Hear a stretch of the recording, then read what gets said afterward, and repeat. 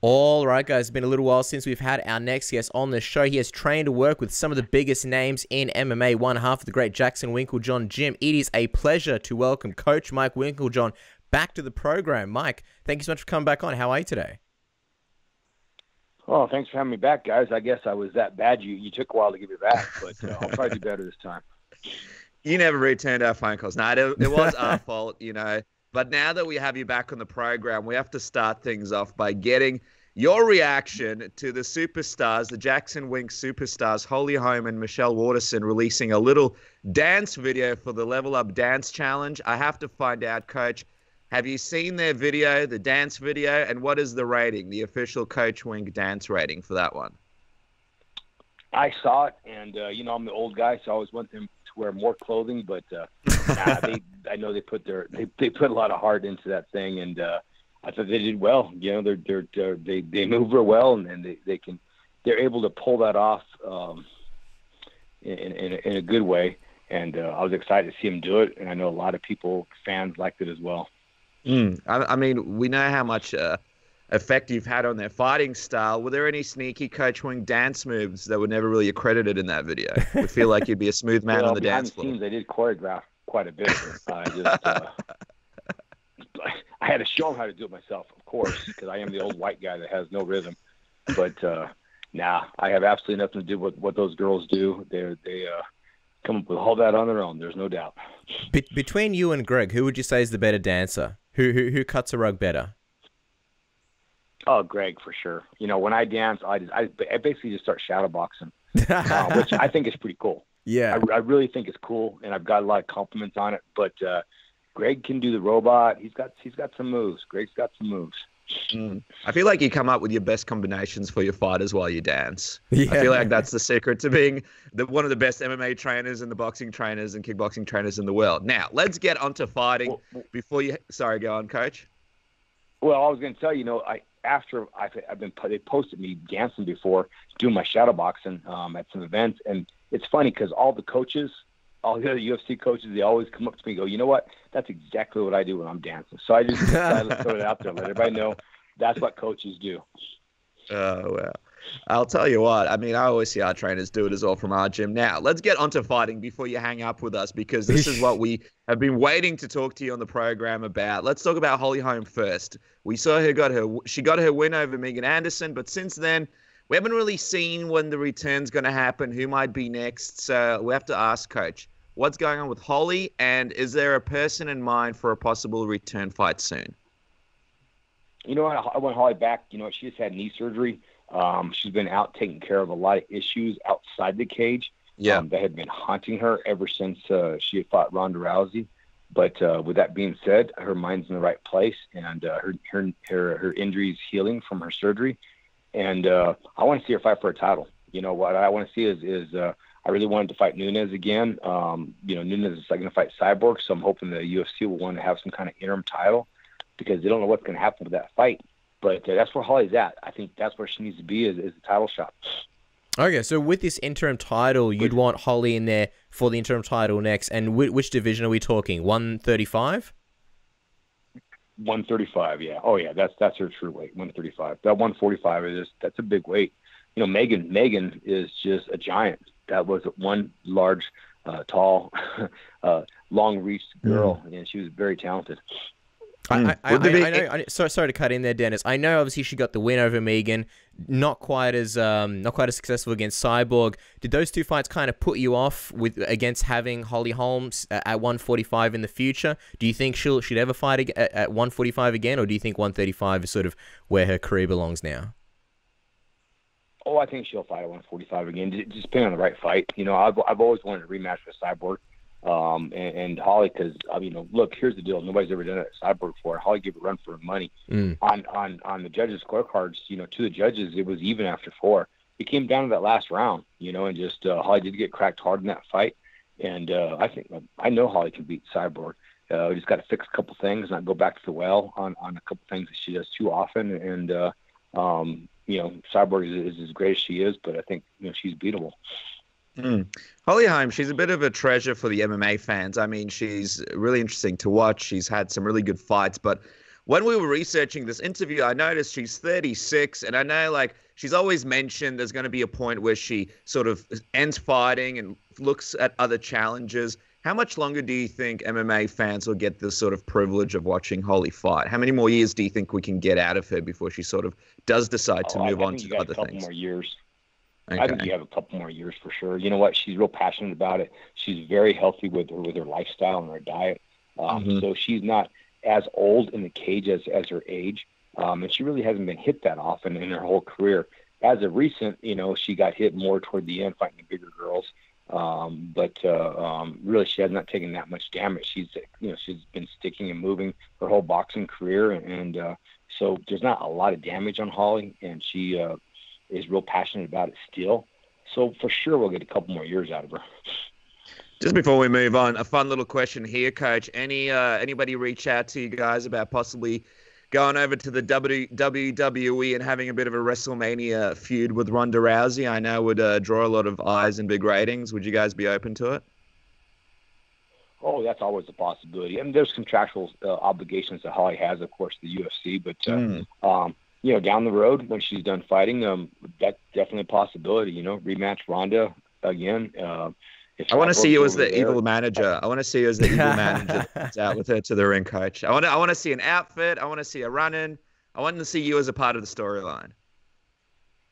Hey, I'll tell you what. They pay more money than I make as a coach for the UFC, so I would love to act stupid and make some money for them. I think that'd be awesome. It'd fit into the storyline. I'm going to ask, obviously, about Michelle Waterson. She's going to be fighting next week, UFC 229. We know she's opened her new gym. How is the training work sort of going into this fight with Felice, with her sort of having her new gym? Did you work with her much in this camp? Oh, I work with her every single day, a couple times a day. Her gym is just basically she has like a little place in her backyard. I'm not sure why everybody's talking about new gym. She just, because she has a daughter, so after she picks up her kid from school, she likes to stay home with her daughter and her husband. Her husband's one of her coaches. He is a professional boxer, and they work a little bit in their backyard.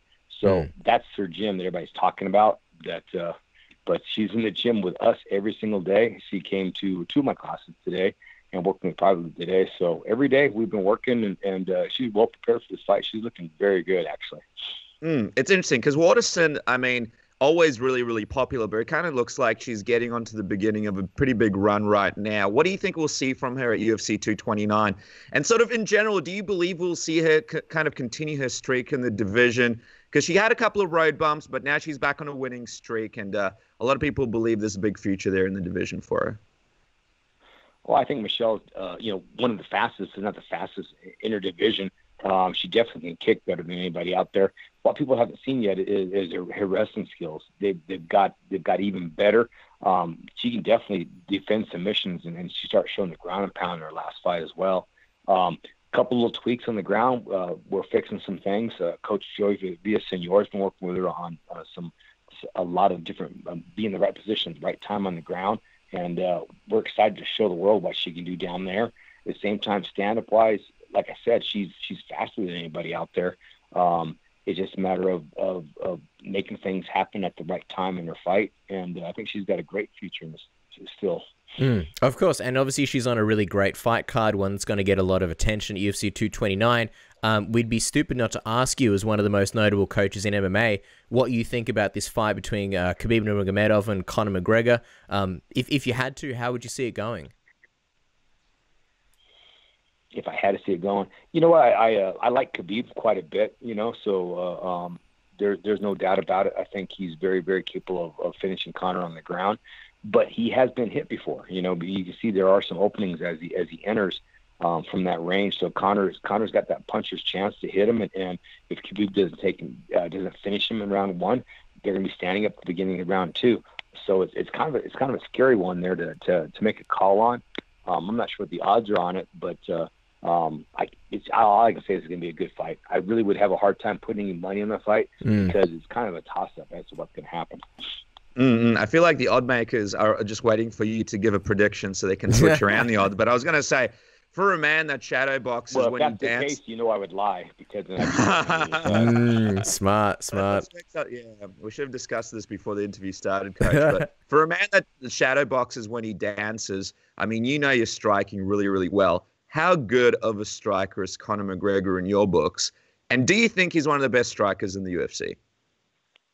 Oh, absolutely. Absolutely. What he's got is he's got the relaxation in the eyes. If punching at length is his thing, he can let someone punch at him and just barely slip off and then throw his left over the top of it. He's got those skills, especially when has a longer reach on the fighters he's fighting. That's where he's really, I think, shown the best skills. A little harder time with a Diaz that had the long reach. Got kind of stumped there a little bit, I believe, but who knows what was going on in his head at the moment. But I definitely think he's easily one of the best strikers ever in MMA. What would you say is sort of maybe underrated when it comes to his striking? Is there anything that maybe is overlooked? Because a lot of people talk about that power, and you mentioned sort of his reflexes. Do you think there's anything that's overlooked, perhaps? Overlooked? I don't know. They talk so highly about it. I'm not sure if anybody's overlooked anything. Yeah. But I guess like layman's like us can look at Conor McGregor. I'm talking about Dennis and myself and be like, oh, he's a good striker. But someone like you can sort of see the subtleties of what it is that makes him a good striker, and maybe realize things that people like us don't necessarily realize, or he does things that maybe you would realize how difficult it actually is to do compared to us. Well, look at his stance. His stance is a big product of how he strikes. When he does really well in his fights, when he doesn't get stumped a little bit, like I said with Diaz, if you look at his stance affords him the ability to move in and out slightly quickly. He has an athletic stance that a lot of guys, I believe, in MMA are missing, and probably should emulate a little bit.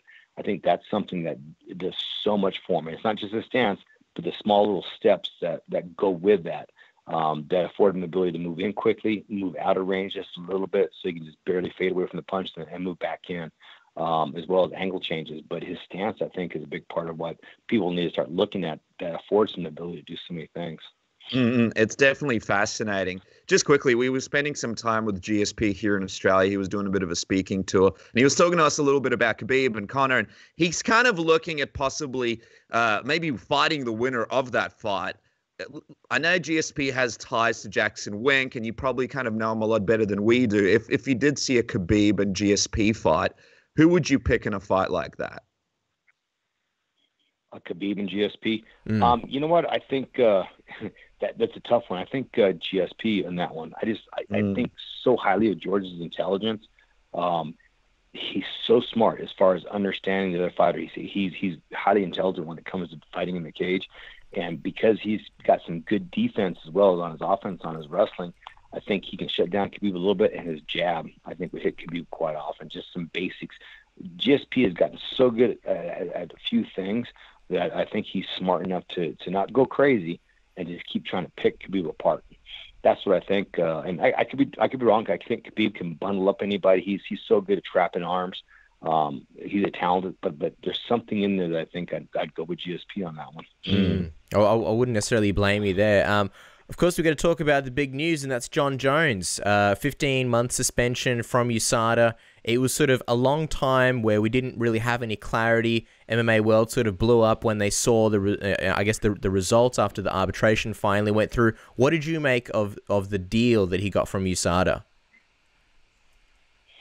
Well, I think they should have made a deal a long time ago. When you actually look deep and you forget about all the things that people said, and you actually look at the ruling the UFC had and what their words were that they used, and when they say the amount of the substance was so small that there was absolutely no way that could have been used as a performance enhancer. When you actually look at the words that they said, I'm surprised he had as long a suspension as he had.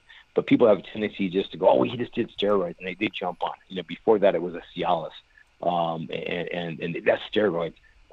So I have to defend Jon on that. There's no doubt something got in there somehow, but it's scary now. Jon's even scared to eat out. He's scared to eat away. He says, gosh, what if that waiter doesn't like me, if the busboy doesn't like me, Who knows what's going to happen out there? And it is kind of scary that way if you think about it. You said you were surprised at the length of the suspension. Do you think it should have been a shorter one? If so, how long do you think would have been the more appropriate number? that's just a tough one, but shorter the better. When you look again what they actually found, I was surprised. I thought for sure they're going to say that they didn't show up again in another test, and I don't know the details. But when I read the words that they said, how there was absolutely no way that could be used as a performance enhancement type of situation, I thought, well, why is he even suspended? It doesn't make sense to me. But maybe I'm missing something. Maybe they didn't read everything, and I haven't read all the reports. But that's what I had seen were those words coming out of USADA. Now, we were all kind of shocked, Coach, to see Dana White not announce that Jon Jones will be headlining UFC 230 this week. I guess we were all expecting that news to come out after he was cleared to fight. From your perspective, is he still in the running to main event that Madison Square Garden card? I wouldn't put money on him being there for the Madison Square Garden card. You know what? Jon is so smart that he wants to come back and do it right. He's not in any rush to jump in there and do it ill prepared. He wants to make sure he trains for the opponent once he finds out what that opponent is and do his homework. That's what people don't understand about Jon Jones is he does his homework. Hours and hours and hours of studying tape and hours hitting these unpredictable things that he uses in the fight, but they're very predictable for him because he's put so much time into practicing. Jon is a student and a master of the game at reading his opponent. He knows what his opponents are going to do before they do it because he studies them. So I would think Jon would want to find out who that is and have a good training camp for it.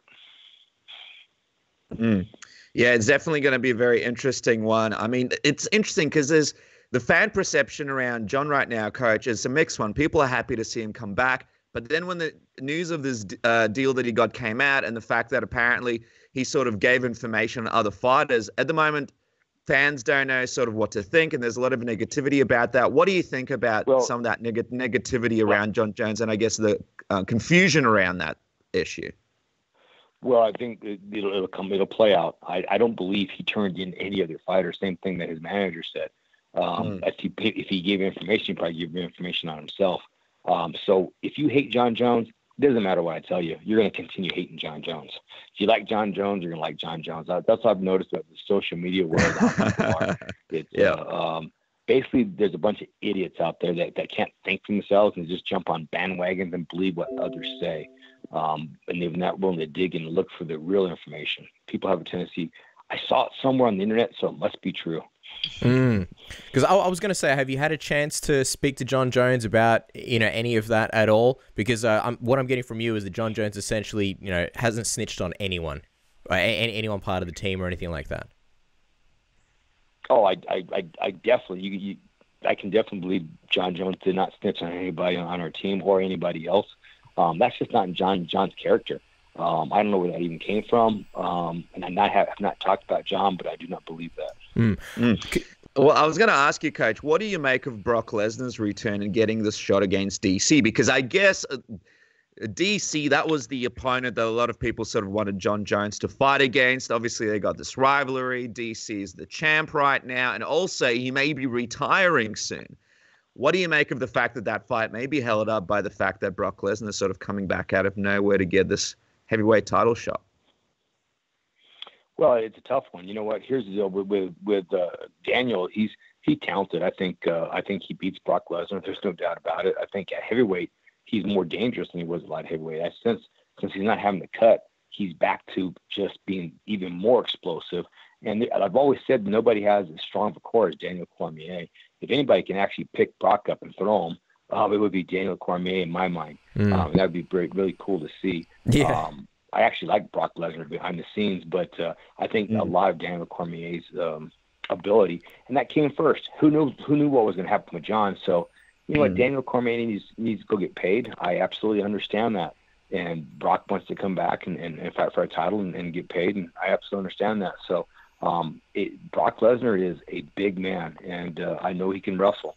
So it can be very exciting, but I definitely think Daniel can crack him.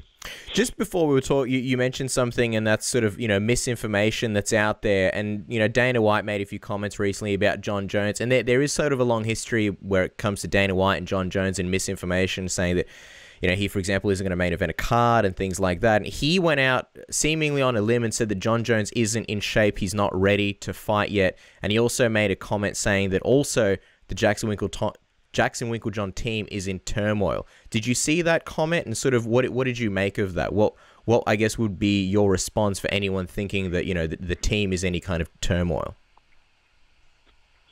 Oh, our team is not in turmoil. You know, John is as tight as the team as he ever has been. Everybody on the team is there every single day. We've had one individual that's not there, but guess what? He never was there before in the past. So again, everybody believes social media, and apparently Dana White believes social media. That's all I can say about that. But we'll get Jon Jones in shape, and he'll be ready for when Dana, you know, decides who he's going to fight and when it's going to be. Yeah, absolutely. And I think Dana said something about 2019, and we've just sort of, I guess, ruled out DC most likely as the opponent. So if you sort of had to look around at the landscape, would you say it's Alexander Gustafsson as the potential return fight for Jon Jones? I know you've spoken to us in the past about how you'd kind of like to see that rematch happen so Jon Jones can show people how much better he is than Alexander. Oh, yeah. You know, well, first off, it's a competitive fight. And Jon, when he steps up, he always has a tendency to step up. Because it was such a competitive fight last time, I know he would actually train that much harder this time. And, you know, Alex is a dangerous guy. His uppercut is what scares me the most out of everything that kid throws. He took Jon down in his last fight, so he's got a lot of skills. So, yeah, I would like to see that fight again. I'd like to see Jon get back out there and do it even better this next time. But Jon's excited. I'm excited to train Jon for whoever he wants. I mean, how lucky am I that I get to work with who I consider the best of all time. Yeah, and not only Jon Jones, but a slew of other incredible fighters. Obviously, Michelle Waterson, one of them, next week, UFC 229. So you'll be there. We'll be there as well. Coach, so maybe we'll run into you if we're lucky enough. Make sure, guys, to visit jacksonwink.com and follow Mike on Twitter at MMA Coach Wink. Always a pleasure, always an honor chatting to you. So thank you so much for jumping on chatting with us. Hey, guys, thanks for having me.